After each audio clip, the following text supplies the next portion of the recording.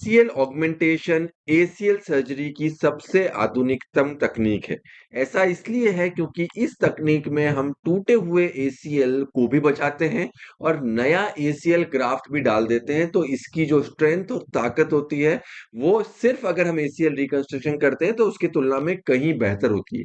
तो यहाँ पे हम टूटे हुए एसीएल को बचाते हुए एक नया एसीएल डालते हैं।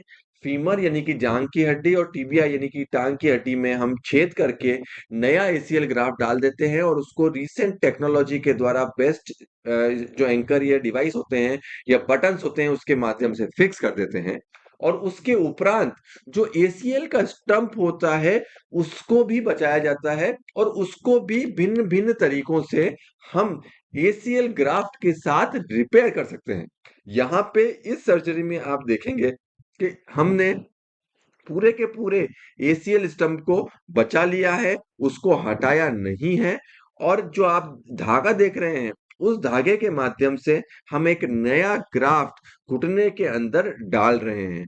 और यहाँ पे आप देखेंगे कि इस डोरे के माध्यम से हम जो ग्राफ्ट है वो अंदर की तरफ डाल देते हैं और ऊपर और नीचे उसको बटन के साथ फिक्स कर देते हैं।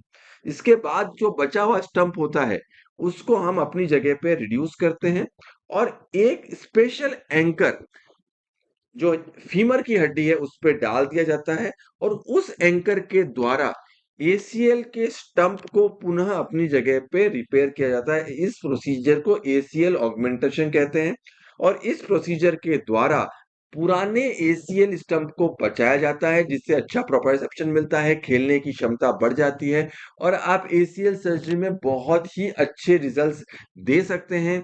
इस पद्धति में हमें बैलेंस बहुत अच्छा मिलता है और हम खेलने की शुरुआत बहुत ज्यादा कर सकते हैं। री इंजरी रेट पहले की तुलना में अगर हम स्टैंड अलोन एसीएल रिकंस्ट्रक्शन करते हैं उसकी तुलना में काफी अच्छी होती है। तो पुरानी तकनीक जिसमें पुराने टूटे हुए एसीएल को हटा के नया एसीएल डाला जाता था, उस तकनीक की तुलना में इस तकनीक के रिजल्ट्स बहुत बेहतर मिलते हैं। यहाँ पर आप देखेंगे कि स्टम्प को भी हमने रिपेयर किया है।